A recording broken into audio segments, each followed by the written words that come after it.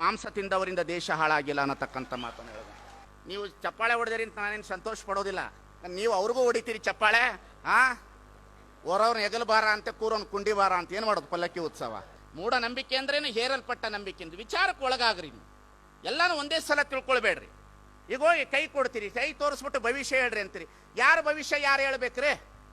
ಎಷ್ಟು ಭವಿಷ್ಯದ ವಚನಗಳಿದೆ, ಯಾರ ಭವಿಷ್ಯ ಏನು ಹೇಳ್ತೀರಿ ನೀವು? ನಮ್ಮಪ್ಪ ಹುಟ್ಟದಾಗ ನನಗೆ ಪಂಚಾಂಗ ಬರೆದಿಟ್ಟಾನ 2 ಹೆಂಡ್ರು ಅಂತ, ಒಬ್ರು ಸಿಕ್ಕಿಲ್ಲ, ಇನ್ನು ಸಿಗಲಾರ್ದಕ್ಕೆ ಸನ್ಯಾಸಿ ಆಗಿವನೋ. ಅಂದ್ರೆ ಆಶ್ಚರ್ಯ ಆಗ್ತಾ ಇದೆ ನಮಗೆ. ಸುಮ್ಮನೆ ಯಾದಕ್ಕೆ ಬಡದಾಡ್ತೀರಿ? ಧರ್ಮ ದೇವರು ಅನ್ನತಕ್ಕಂಥದ್ದನ್ನು ಬಡದಬಾಡ್ರಿ. ಸುಮ್ಮನೆ ಬೆಳಗ್ಗೆ ಎದ್ದೇಳ್ರಿ, ಜಳಕ ಮಾಡ್ರಿ, ನಿಮ್ ಯಾವ ನಂಬಿಕೆ ಇದೆ ತಂದೆ ತಾಯಿಗಳೇನೆ ದೇವರು ಅಂತ ಒಂದಿಷ್ಟು ನಮಸ್ಕಾರ ಮಾಡ್ರಿ, ಚಲೋ ಕಾಯಕ ಮಾಡ್ರಿ, ಕಾಯ್ಕೊಂಡು ಬಂದಿರತಕ್ಕಂಥ ದುಡ್ಡನ್ನು ಪಡ್ಕೊಂಡು ಬನ್ರಿ, ಮಕ್ಕಳಿಗೆ ಶಿಕ್ಷಣ ಕೊಡ್ರಿ, ಮನೆ ಚಲೋ ಕಟ್ಕೊಳ್ರಿ, ಒಂದೊಳ್ಳೆ ಟಿವಿ ಇಟ್ಕೊಳ್ರಿ, ಚಲೋ ಪಿಕ್ಚರ್ ನೋಡ್ರಿ, ಪರ ಸ್ತ್ರೀಯರನ್ನ ಮುಟ್ಟಬೇಡ್ರಿ, ಪರ ದೈವದ ಕಡೆಗೆ ಹೋಗಬೇಡ್ರಿ, ಹೆಚ್ಚು ವ್ಯಸನಗಳಿಂದ ದೂರ ಆಗ್ರಿ, ಮಕ್ಕಳಿಗೆ ಒಳ್ಳೆ ಶಿಕ್ಷಣ ಕೊಡ್ರಿ, ರಾತ್ರಿ ಕುತ್ಕೊಂಡು ಒಳ್ಳೆ ಪಿಕ್ಚರ್ ನೋಡ್ರಿ, ರಾತ್ರಿ 10 ಗಂಟೆ ಟಿವಿ ಆಫ್ ಮಾಡಿ ಮಲ್ಕೊಳ್ರಿ, ಬೆಳಿಗ್ಗೆ ಜೀವ ಇದ್ರೆ ಎದ್ದೇಳ್ರಿ, ಸತ್ರೆ ಮಣ್ಣಾಗ್ರಿ, ಮುಗಿದೋಯ್ತು.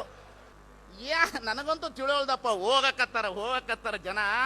ಆ ದೇವ್ರು ಕೊಡ್ತದ, ಈ ದೇವ್ರು ಕೊಡ್ತದ, ಯಾವ ದೇವ್ರು ಕೊಡ್ತದ, ಮಣ್ಣು ಅಗದು ಅಗದು ಅಗದು ಅಗದು ಅಗದು ಮಣ್ಣು ಅಗದು ಅಗದು ಅಗದು ತಿರುಪತಿ ತಿಮ್ಮಪ್ಪನ ತೆಗೆದೊಳಗೆ ವಜ್ರದ ಕಿರೀಟ ಹಾಕಿದ್ರು ಸಾಕಾಗುತ್ತೇನ್ರಿ? ಬಿಟ್ನ ಯಾಕೆ ತಿಮ್ಮಪ್ಪ ಕಾಪಾಡ್ಲಿಲ್ಲ? ಪ್ರಶ್ನೆಯಲ್ಲೇನ್ರಿ ಇದು? ತಿಮ್ಮಪ್ಪ ಯಾಕೆ ಕಾಪಾಡ್ಲಿಲ್ಲಪ್ಪ? ಯಾಕೆ ಕಾಪಾಡ್ಲಿಲ್ಲ ತಿಮ್ಮಪ್ಪ? ವಜ್ರದ ಕಿರೀಟ ನೋಡ್ರಿ. ಧರ್ಮ ಅಂತಂದ್ರೆ ಒಬ್ಬರ ಮನವನ್ನು ನೋಯಿಸದವನೇ, ಒಬ್ಬರ ಮನೆಯ ಘಾತವ ಮಾಡದವನೇ ಪರಮ ಪಾವನ ನೋಡ. ಒಬ್ಬರ ಮನವನ್ನು ನೋಯಿಸಬೇಡ, ಒಬ್ಬರ ಮನೆ ಹಾಳು ಮಾಡಬೇಡ, ಇಷ್ಟೇ ಧರ್ಮ. ನಿನ್ನ ದುಡ್ಕೊಂಡು ನೀನು ಊಟ ಮಾಡಪ್ಪ, ಇಷ್ಟೇ ಧರ್ಮ. ಇದಕ್ಕಿಂತ ಇನ್ನೇನದ?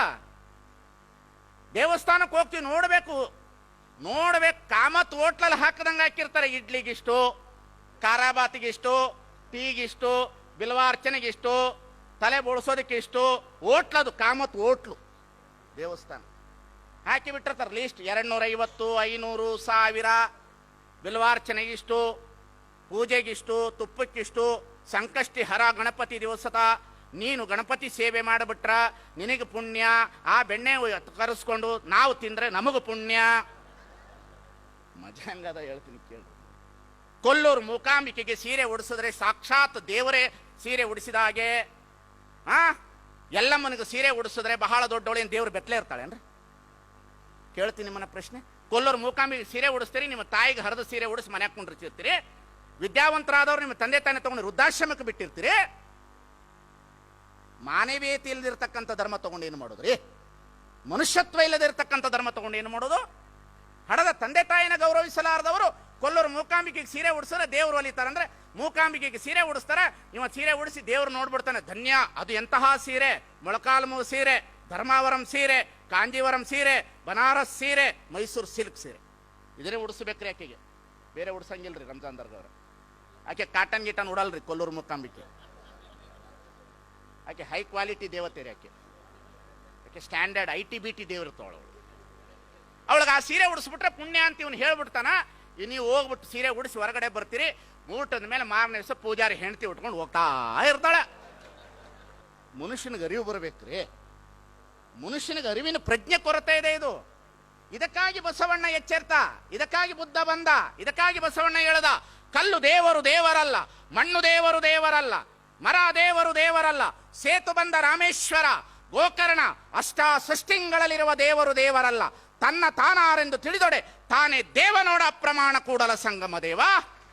ಹೆದರ್ಲಿಕ್ಕೆ ಹೋಗಬೇಡ್ರಿ. ಧರ್ಮ ಅಂದ್ರೆ ಹೆದರ್ಲಿಕ್ಕೆ ಹೋಗಬೇಡ್ರಿ. ಕಾವಿ ಬಟ್ಟೆ ಅಂದ್ರೆ ಹೆದರ್ಲಿಕ್ಕೆ ಹೋಗಬೇಡ್ರಿ.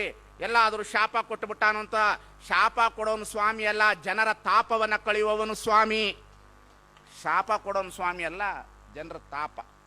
ಈಗ ಪಾದ ಪೂಜೆ ಮಾಡ್ಕೊಳ್ರಿ, ಬೇಡ ಅನ್ನೋದಿಲ್ಲ, ಅದು ನಿಮ್ಮ ನಂಬಿಕೆ. ಆದ್ರೆ ಕಾಲು ತೊಳೆದು ನೀರು ಕುಡಿಬೇಕಾದ್ರೆ ಇದು ಯಾವ ಕರ್ಮ? ಪಾದ ಪೂಜೆ ಮಾಡ್ಕೊಳ್ರಿ, ಏನೋ ನಿಮ್ಮ ನಂಬಿಕೆಪ್ಪ. ಮೂಢನಂಬಿಕೆ ಅಂದ್ರೆ ಕಾಲು ತೊಳೆದು ನೀರು ಕುಡಿಬೇಕಂತ. ಅದು ಕುಡಿಯೋದಲ್ಲದೆ ಮನೆಗೆಲ್ಲ ಚಿಮ್ಮಿಸ್ಬಿಡ್ಬೇಕಂತ, ಉದ್ಧಾರ ಆಗ್ತದಂತ. ಕುಡಿಬೇಕಂತ ನೋಡ್ರಿ. ಒಬ್ಬ ಮನುಷ್ಯನ ಮೇಲೆ ಅವನಿಗೂ ಶುಗರ್ ಇರ್ತದ, BP ಇರ್ತದ, ಚರ್ಮ ರೋಗ ಇರ್ತದ, ಇರ್ತದೋ ಇಲ್ಲೋ? ಇರ್ತದೆ. ಪಾದ ಪೂಜೆಯನ್ನು ಭಕ್ತಿಯಿಂದ ಗೌರವದಿಂದ ಮಾಡ್ರಿ, ಬೇಡ ಅನ್ನೋದಿಲ್ಲ. ಸ್ವಾಮಿಗಳಿಗೊಂದು ಗೌರವ ಕೊಡಬೇಕು, ಕೊಡ್ರಿ. ಆದ್ರೆ ಕಾಲು ತೊಳೆದು ನೀರು ಕುಡಿಬೇಕಂದ್ರೆ ಯಾವ ಕರ್ಮ? ನಾನು ಎಲ್ಲ ನಂಬಿಕೆಗಳನ್ನ ತೆಗಿಲಿಕ್ಕೆ ಇಷ್ಟಪಡೋದಿಲ್ಲ, ಮೊದಲೇ ಹೇಳಿದ್ದೇನೆ. ಗುಡಿಗೆ ಹೋಗೋದು ನಿಮ್ಮ ನಂಬಿಕೆ, ಆದರೆ ಅಲ್ಲಿ ಮೂಢನಂಬಿಕೆಗೆ ಬಲಿಯಾಗ್ತಕ್ಕಂಥದ್ದು ಬಹಳ ಅಪರಾಧ ಅನ್ನತಕ್ಕಂಥ ಮಾತನ್ನು ಹೇಳಿಕ್ಕೆ ನಾನು ಇಷ್ಟಪಡ್ತೇನೆ. ಶೆಟ್ಟಿ ಎಂಬೆನೆ ಶ್ರೀಯಾಳನ, ಮಾದಾರನೆಂಬೆನೆ ಚೆನ್ನಯ್ಯನ, ಈ ಪ್ರಶ್ನೆ ನಮಗೆ ಯಾರಿಗೂ ಅರ್ಥ ಆಗಲಿಲ್ಲ, ಈ ವಚನ ನಮಗೆ ಯಾರಿಗೂ ಅರ್ಥ ಆಗಲಿಲ್ಲ. ಸ್ವಾಮಿ, ಕಾಣುವ ಮನುಷ್ಯರನ್ನ ಪ್ರೀತಿ ಮಾಡಲಾರದವರು ನಾವು ಕಾಣದೇ ಇರುವ ದೇವರನ್ನು ಪ್ರೀತಿ ಮಾಡಲು ಸಾಧ್ಯವೇ? ಈ ಜಗತ್ತಿನಲ್ಲಿ ಕಾಣುವ ಮನುಷ್ಯರನ್ನೇ ಪ್ರೀತಿ ಮಾಡಲಿಲ್ಲ, ಇನ್ನು ಕಾಣದೇ ಇರುವ ದೇವರನ್ನು ಏನು ಪ್ರೀತಿ ಮಾಡೋದ್ರೆ? ಬಸವಣ್ಣನ ಸೂತ್ರ ಇದೆಯಲ್ಲ, ಬುದ್ಧನ ಸೂತ್ರ ಇದೆಯಲ್ಲ, ಕಾಣುವ ಮನುಷ್ಯರನ್ನ ಪ್ರೀತಿ ಮಾಡ್ರಿ ಅಂತ ಹೇಳುದು. ಈ ಶೋಷಣೆ, ಈ ಮೂಢನಂಬಿಕೆ ದಿನ ದಿನ ದಿನ ಇವತ್ತು ನಮ್ಮಲ್ಲಿ ತಾಂಡವವಾಡ್ತಾ ಇದೆ. ಅದರ ಬಗ್ಗೆ ನಾವು ಎದ್ದು ಬರಬೇಕು. ಸ್ವಾಮಿಗಳು ಉಪದೇಶ ಹೇಗಿರಬೇಕಂದ್ರೆ, ಸ್ವಾಮೀಜಿಗಳು ಮನುಷ್ಯರಾಗಿರಬೇಕೆ ಹೊರತು ದೇವತೆಗಳಾಗಬಾರದು. ಸ್ವಾಮೀಜಿಗಳು ಪವಾಡ ಪುರುಷರಾಗಬಾರದು. ಸ್ವಾಮೀಜಿಗಳು ಸಮಾಜಕ್ಕೆ ಮಾರ್ಗದರ್ಶತಕ್ಕಂತಹ ವ್ಯಕ್ತಿಗಳಾಗಿ ಉಳಿಬೇಕು. ಸ್ವಾಮೀಜಿಗಳಿಗೆ ಇವತ್ತು ಗೌರವವಿದೆ, ವೈಚಾರಿಕತೆ ಸ್ವಾಮಿಗಳಿಗೂ ಗೌರವವಿದೆ, ಸಾಧನೆ ಮಾಡಿರ್ತಕ್ಕಂಥ ಸ್ವಾಮಿಗಳಿಗೂ ಗೌರವವಿದೆ. ಆದರೆ ನಮ್ಮಂತಹ ಸ್ವಾಮಿಗಳು ಸಮಾಜವನ್ನು ಶೋಷಣೆ ಮಾಡುವುದನ್ನು ಬಿಡಬೇಕು, ಮೂಢನಂಬಿಕೆಯಿಂದ ಹೊರಗಡೆ ತರಬೇಕು, ಅವರನ್ನು ಒಳ್ಳೆಯ ಜ್ಞಾನವನ್ನು ಕೊಡಬೇಕು. ಜಗತ್ತಿನಲ್ಲಿ ದೇವರು ಧರ್ಮ ಅಂದರೆ ಏನಂತ ಸ್ವಚ್ಛವಾಗಿ ತಿಳಿಸಬೇಕು, ದುಡಿಲಿಕ್ಕೆ ಕಲಿಸಬೇಕು. ಅವರ ಬದುಕನ್ನು ಅವರನ್ನು ಕಟ್ಟಿಕೊಳ್ಳೋದಕ್ಕೆ ಅವಕಾಶ ಮಾಡಿಕೊಡೋದೇ ಧರ್ಮ ಅನ್ನತಕ್ಕಂಥ ತಿಳ್ಕೊಳ್ಬೇಕೆ ಹೊರತು ಅದನ್ನು ಮೀರಿ ನಾವು ಇವತ್ತು ಏನೇನೋ ಚಿಂತನೆ ಮಾಡ್ತಾ ಇದ್ದೇವೆ. ಯಾರಿಗೂ ಕೈ ತೋರಿಸ್ಲಿಕ್ಕೆ ಹೋಗಬೇಡ್ರಿ, ನಿಮ್ಮ ಭವಿಷ್ಯ ಯಾರ ಕೈಯಲ್ಲಿ ಇಲ್ಲ. ಒಬ್ಬ ಪಂಚಾಂಗ ಹೇಳೋನ ಕೈನಲ್ಲಿ ಒಂದು ಹುಡುಗ ಬಂದು ಕೇಳೋದಂತೆ, ನಾನೊಂದು ಹುಡುಗಿನ ಲವ್ ಮಾಡಿದ್ದೀನಿ ಎಷ್ಟೊತ್ತಿಗೆ ಒಯ್ಲಿ ಅಂತ ಕೇಳೋದಂತವ. ನಾನೊಂದು ಹುಡುಗಿನ ಲವ್ ಮಾಡೀನಿ ಎಷ್ಟೊತ್ತಿಗೆ ಒಯ್ಲಿ ಅಂತ ಕೇಳೋದಂತೆ ಪಂಚಾಂಗ ಹೇಳೋನಿಗೆ. ಪಂಚಾಂಗ ಹೇಳೋನು ರಾವ್, ಕೇತು, ಶನಿ, ಬುಧ ಅನ್ನಂತ. ನೀ ರಾತ್ರಿ 12 ಗಂಟೆಗೆ ಹೊಯ್ದು ಬಿಡೋದಂತಮ್ಮ ಪಂಚಾಂಗ ಹೇಳವ. ಅವಳನ್ನ 12 ಗಂಟೆಗೆ ಒಯ್ದು ಬಿಟ್ಟಿನ. ಬೆಳಗ್ಗೆ ಪಂಚಾಂಗ ಹೇಳೋನು ಎಂಟಿ ಬಂದು ಹೇಳೋದಂತೆ, ಮಗಳು ಕಾಣಿಸಕ್ಕೆ ಇಲ್ರಿ ಮನೆಯಾಗ ಅಂತ. ತನ್ನ ಮಗಳ ಭವಿಷ್ಯನೇ ಅವರಿಗೆ ಗೊತ್ತಿಲ್ಲ, ಜಗತ್ತಿನ ಭವಿಷ್ಯ ಹೇಳ್ತಾರೆ.